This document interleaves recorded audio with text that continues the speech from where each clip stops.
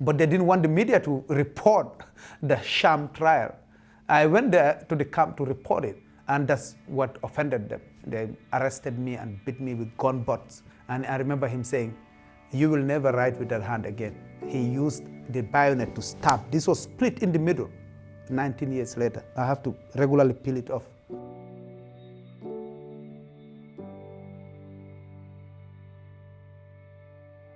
So I was wondering, why would I live in a country like this and be quiet?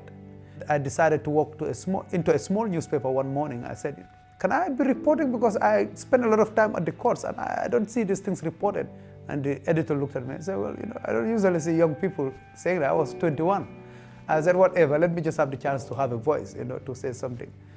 Every Gambian journalist was afraid to write. And the publishers of the newspapers were afraid to publish what people like me were writing, because they would be killed or arrested. And I said, "No, you're going to put me, Omar, you're going to put me in trouble." I decided to start publishing it internationally. Then they declared me wanted, my photos on national TV, announcements on radios. And here I am, a young man, 26, trying to escape from a country that small, with checkpoints of thousands of military officers all over the country trying to catch me.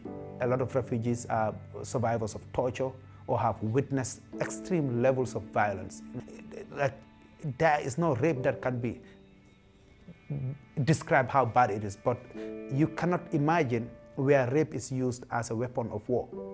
They come and attack a village, kill all the men, or force them to join their army, and take this woman and hand them to the soldiers. They use the woman, they said, "This is your salary for the month."